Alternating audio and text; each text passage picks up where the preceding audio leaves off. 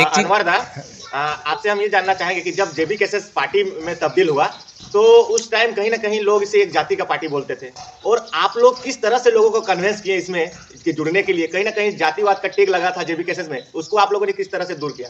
देखिए, एक प्रोपेगेंडा जो है दूसरी पार्टियों के द्वारा जो है फैलाया गया कि एक जाति की पार्टी है, और इस रणनीति से फैलाया गया कि लोग इस पार्टी को जो है, जो 1932 का खतियान है और टाइगर जी को लेके जो है एक पार्टी तक ही उनको सीमित करना चाहा लोगों, राजनीतिक दलों ने, और ये पूरी तरह से जो है एक एजेंडे के तहत ये किया गया।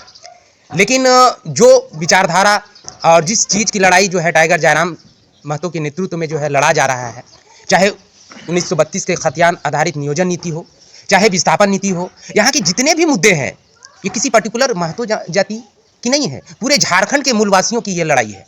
तो ये एक टैग लगाना ये गलत है, और लोग जान रहे हैं, जो यहाँ के झारखंडी लोग हैं, तो धीरे धीरे इतना जो आंदोलन हुआ, लोगों में जो जन जागरूकता अभियान चलाया गया, तो उससे लोग समझ चुके हैं कि नहीं, ये जो फैलाया जा रहा है ये गलत है। और रही बात मुस्लिम समाज की, तो मुस्लिम समाज हमेशा जो है जेबी केसेस के इस आंदोलन से जुड़ा हुआ है। लोग दिख नहीं रहे थे, लेकिन आपको पता है कि मुस्लिम समाज की जो है भागीदारी रही है। और आप देखते होंगे कहीं पे किसी भी गांव में जाइए, जो यहाँ के खतियानी मुस्लिम हैं, इन लोग जो है टाइगर जयराम से बेहद मोहब्बत करते हैं। और आज आपके सामने हम लोग मौजूद हैं, हम लोग आंदोलन के शुरुआती दौर से हैं।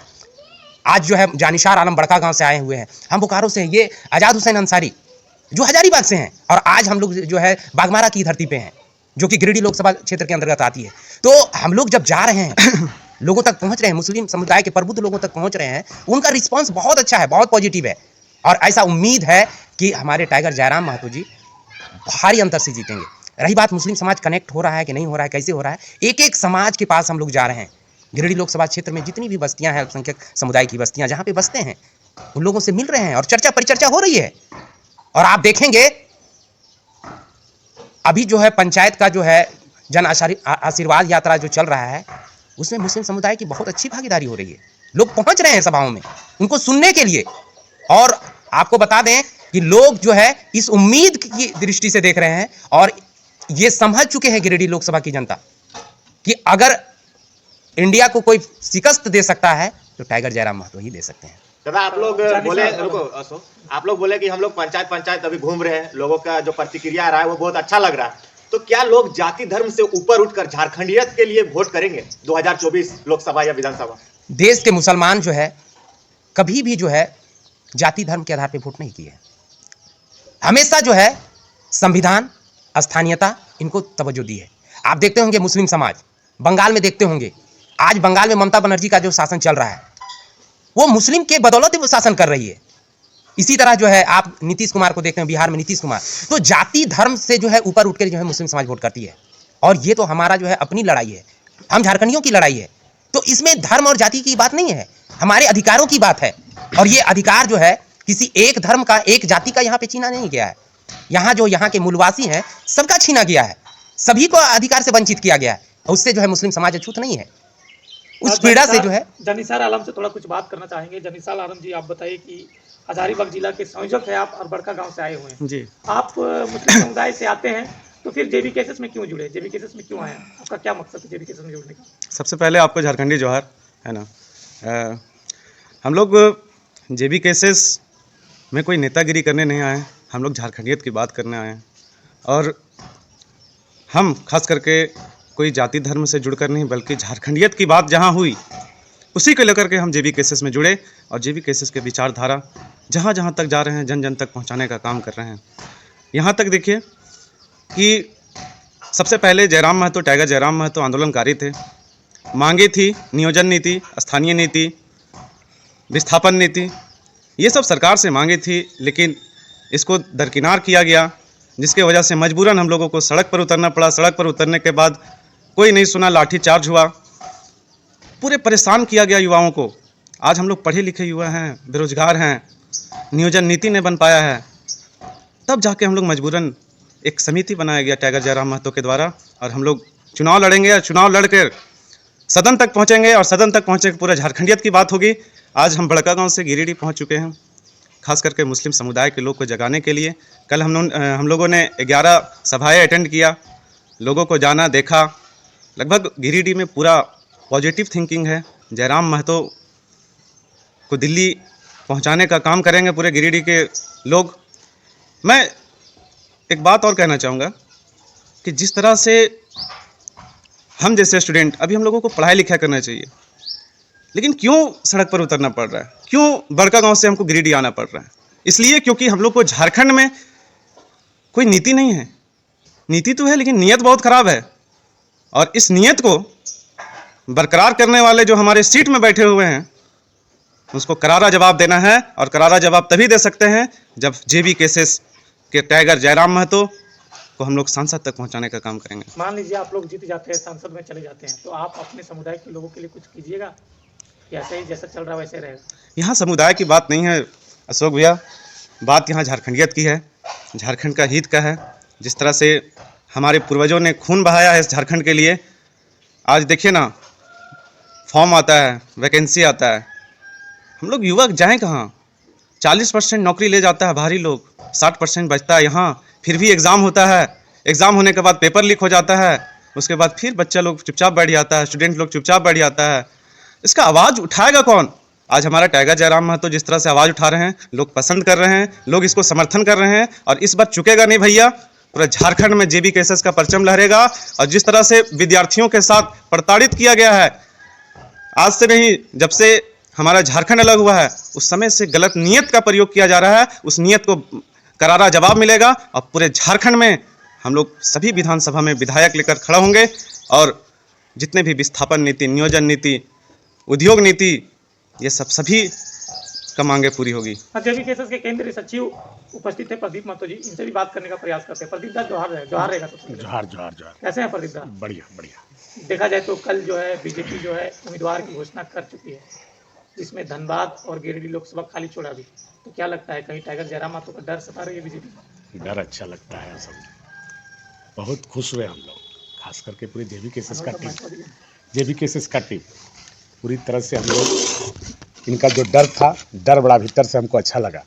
और अशोक जी आपको विश्वास दिलाते हैं, सबसे पहले तो हम अशोक जी आपके चैनल के माध्यम से हमारे जो अतिथि आए हुए हैं, केंद्रीय सचिव जी, केंद्रीय उपाध्यक्ष जी और जिला सचिव हजारीबाग, चलकर बागमरा विधानसभा के आज 2 दिन की जन आशीर्वाद यात्रा पूरी द्रुत गति से हम लोग लौहपीटी से स्टार्ट करते हुए कल रात 11 बजे हम लोग धर्माबांध में समापन किए।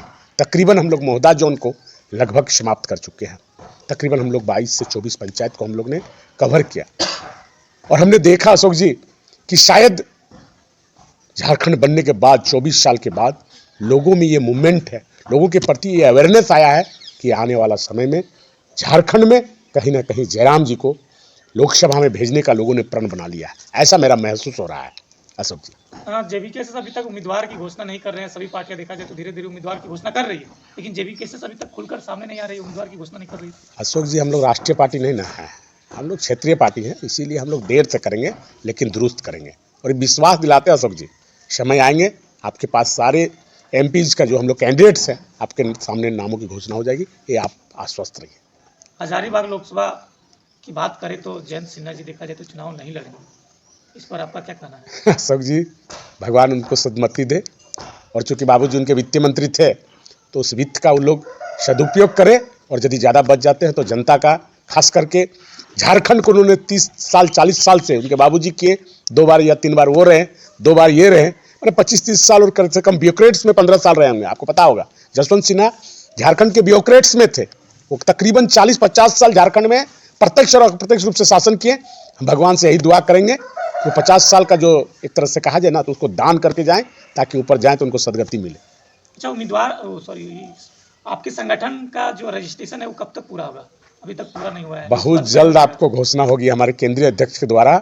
हमको लग रहा है कि आचार संहिता लगने के पहले हमारे केंद्रीय अध्यक्ष आपको पार्टी के नाम, पार्टी का रजिस्ट्रेशन, तमाम चीज़ आपको बहुत जल्द प्राप्त हो जाएगा, ये आपको हम विश्वास दिलाते हैं। चलिए, बहुत बहुत धन्यवाद। धन्यवाद। दादा, जैसे अभी जो बीजेपी ने पार्टी का घोषणा किया है 11 जगहों से, तो कहीं ना कहीं इसमें भी अंदाजा लगाया जा रहा था कि लोकल व्यक्तियों को जगह दिया जाएगा, लेकिन फिर से देख रहे हैं कि बाहरी लोगों को ही जगह दिया गया। क्या कहना चाहेंगे? कितना हावी रहेंगे आज इस बार जो झारखंड के लोग कहीं ना कहीं यहाँ के स्थानीय लोगों को ही वोट करेंगे? पत्रकार महोदय, जिन जिन सीटों में वो बाहरी कैंडिडेट को चुने हैं, पहला बात कि 2 जगह धनबाद और गिरिडीह ना चुनना वो मेरी आंदोलन की कहीं ना कहीं पृष्ठभूमि है। और तमाम जो जगह पे आप जैसे बोल सकते हैं रांची, आप बोल रहे हैं पलामू और आप बोल रहे हैं गोड्डा, ये 3 लोकसभा में उन्होंने बाहर के कैंडिडेट को दिए हैं। रांची से जो वर्तमान सांसद है संजय सेठ, गोड्डा से निशिकांत दुबे और पलामू से बीडी राम, और तीनों ही आउटर हैं। हम आपको विश्वास दिलाते हैं कि तीनों लोकसभा में जनता उनको करारा जवाब देगी। जयराम जी के विचारों से प्रभावित होकर वो आने वाला समय बताएगा। क्योंकि राष्ट्रीय पार्टी है, वो लोकल एजेंडा को देख नहीं रहे। माननीय मोदी जी आए, कभी भी स्थानीयता की बात नहीं करते हैं, वो समरसता की बात करते हैं, इक्वलिटी की बात करते हैं, समानता की बात बोलते हैं। क्या हमारे साथ समानता हो रही है? कोयला मेरी, जमीन हमारी, मिनरल्स हमारी और हक और अधिकार किसी का, ये नॉट ए इक्वलिटी। अगर इक्वलिटी करते हैं तो आज पूरे झारखंड खुशहाल होता और बेहतर होता। निश्चित तौर पर झारखंड भाजपा ने दिया, लेकिन भाजपा राज तो मिली, लेकिन राज हम नहीं कर पा रहे हैं। दुख इस बात का है। और 23 साल के बाद टाइगर जयराम महतो इस धरती पे और कहीं ना कहीं झारखंड को नवनिर्माण के लिए आए हैं। और आपको विश्वास दिलाते हैं कि इसकी आगाज लोकसभा से आपको दिखाई पड़ेगा। गिरिडीह में जैसे ये तो पहले आप लोग ने सोशल मीडिया के या अन्य जगहों में ये सब लोग जान रहे हैं कि गिरिडीह से टाइगर जयराम महतो लड़ेंगे, उसके बावजूद भी गिरिडीह से कैंडिडेट का चयन नहीं कर पाई बीजेपी। नहीं, देखिए एक्चुअली क्या है कि गिरिडीह भाजपा बहुत बड़ी पार्टी है बॉस, और उन लोग की एक प्रोपेगेंडा रहती है कि चूंकि मोरली उसको डेमोलाइज किया जाए, वो लोग लास्ट टाइम पे उसको अनाउंस करेंगे ताकि लोगों के बीच में ये सोचने का समय न दिया जाए। लेकिन हम लोगों ने इतना प्री प्लान्ड जैसे होता ना टेस्ट मैच हम लोग खेल रहे हैं। वो लोग चाह रहे हैं कि T20 में आए और मैच जीत के चले जाए, लेकिन ये वो इस बार चलने वाले नहीं है। क्योंकि हर बॉल और हर गेंद को हम लोग खास करके JBK से स्ट्राइक कर रहे हैं। इसलिए हम लोग कैंडिडेट पहले से घोषणा करके जन आशीर्वाद यात्रा के तहत कम से कम हमारा 2200 बूथ हैं, और 2200 बूथ तकरीबन हमारा समझ सकते हैं कि 2200 बूथ में हमारा प्रयास है कि चुनाव आते आते टाइगर जयराम महतो हर बूथ में हर पंचायत का दौरा करेंगे। ये आपको विश्वास दिलाते हैं। और इसी डर से राष्ट्रीय पार्टी इन जगहों पे ना इंडिया ना NDA दोनों जगह घोषणा नहीं कर पा रही। इसके अंदर की जो मजबूरी है, ये पॉलिटिकल प्रॉब्लम्स है। एक बात हम और ऐड करना चाहेंगे कि बहुत सारे लोगों बोलता है कि जो लोकसभा चुनाव होता है राष्ट्रीय मुद्दों पे होता है और विधानसभा जो है वो लोकल मुद्दे पे होता है। लेकिन ये आंदोलन का परिणाम है कि इस बार लोकसभा का चुनाव जो होने वाला है झारखंड में, वो स्थानीय मुद्दों पे लड़ा जाएगा और लोग समर्थन कर रहे हैं। आज लोकसभा का चुनाव हो रहा है, हमारे जो है Tiger Jairam ji member of parliament के लिए जो है इलेक्शन में आ रहे हैं, लेकिन ये मुद्दे वही हैं जो संसद से जो मुद्दे बनने चाहिए झारखंड के हित के, यहाँ आदिवासी मूलवासियों के हित से वो कानून बनने चाहिए, वो नहीं बने हैं। और जो आंदोलन जो हुआ है यही तो हुआ है कि विधानसभा में जो कानून बनने चाहिए यहाँ के मूलवासी आदिवासी अल्पसंख्यकों के लिए, वो नहीं बना। जो संसद से बनना चाहिए वो नहीं बना। इसीलिए जो यहाँ की जनता जो है आंदोलन का परिणाम है कि ये लोकसभा चुनाव में भी ये स्थानीय मुद्दे पे ही चुनाव होने वाला है। इसलिए बीजेपी डर रही है। और देख रहे होंगे धनबाद और गिरिडीह में अभी तक चयन नहीं हो पाया है। आंदोलन की शुरुआत यहाँ से हुई है। वो बीजेपी की सर्वे में ये बात आ चुकी है कि ये जो मुद्दा जो है लोकसभा में जो है उन लोगों का जो एजेंडा है, वो एजेंडा जो है झारखंड में काम नहीं कर रहा है। और यही कारण है कि यहाँ पे कैंडिडेट नहीं देने का। और ये लोकसभा चुनाव एक झारखंड में जो है इतिहास रचने वाला है। और ये चीज जो है लोकसभा चुनाव स्थानीय मुद्दों पे लड़ा जाएगा। यहाँ पे जो कानून संसद में बनना चाहिए, भूमि अधिग्रहण, जितने भी कानून संसद से बनना चाहिए वो नहीं बना है। यहाँ के जो खनिज संपदाएं हैं वो लूटी जा रही है, उस पे कानून, यहाँ के लोगों को अधिकार तो संसद से ही मिल सकती है और वो अधिकार 23 वर्षों के बाद भी यहाँ के लोगों को नहीं मिला। और यही कारण है कि यहाँ की जनता, झारखंड की स्थानीय जनता JBK की तरफ उम्मीद की निगाह से देख रही है और टाइगर जयराम महतो की तरफ से है उम्मीद की निगाह से देख रही है। और एक बात मैं बोलना चाहूँगा, पूरे गिरिडीह में जो है जितने भी झारखंड में लोकसभा क्षेत्र है, टाइगर जयराम महतो सबसे ज़्यादा भारी अंतरों से जीतेंगे, ये मेरा उम्मीद है। और यहाँ की जनता का रुझान यही दिख रहा है। झारखंड में कितना % चांसेस है कि मोदी फैक्टर काम करेगा? झारखंड में मोदी फैक्टर काम करेगा या नहीं करेगा ये हम लोग को नहीं देखना है। मोदी फैक्टर अब यहाँ पे जयराम फैक्टर काम करने वाला है, ठीक है। क्योंकि जयराम फैक्टर एक ऐसा चीज़ है, आप देखे होंगे कि जयराम फैक्टर के चलते ही अभी 2 लोकसभा का सीट का अनाउंसमेंट नहीं किया ड्यू टू जयराम फैक्टर। तो मोदी फैक्टर अब नहीं चलेगा, अब जो भी चलेगा जयराम फैक्टर चलेगा। ये बखूबी सारी पार्टियाँ समझ चुकी है।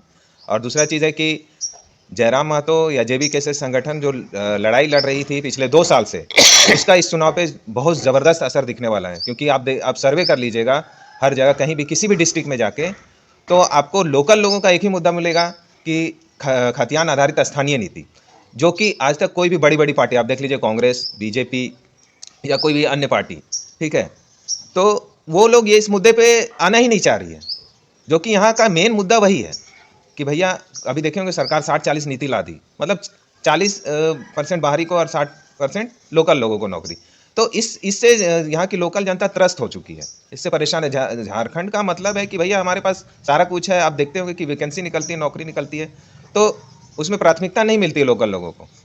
टैलेंट रहने के बावजूद, आप में टैलेंट है या मेरे में टैलेंट है, तो उसके बावजूद भी क्या होता है कि थोड़ा सा 1-2 नंबर या उसके चलते क्या होता है कि स्थानीय लोगों को उस हिसाब से अधिकार नहीं। टाइगर जयराम तो आप देखते होंगे कि उनका एक ही कहना है कि जितने भी लोकल लोग हैं या स्थानीय लोग हैं, सबसे पहले एक स्थानीय नीति बने, उद्योग नीति बने, यहाँ की फैक्ट्रियों में, यहाँ जो पलायन हो रहा है इतने नेचुरल रिसोर्स होने के बावजूद भी, तो वो नहीं चाहते हैं कि हमारे यहाँ इतना सारा नेचुरल रिसोर्स होने के बावजूद हमारे जो पढ़े लिखे युवा हैं या हमारे यहाँ के मजदूर हैं वो बाहर जाएं काम करने। ये हमारा मेन मुद्दा है। तो यहाँ पे मोदी फैक्टर काम करने वाला नहीं है, क्योंकि जयराम फैक्टर ऑलरेडी यहाँ काम कर चुका है।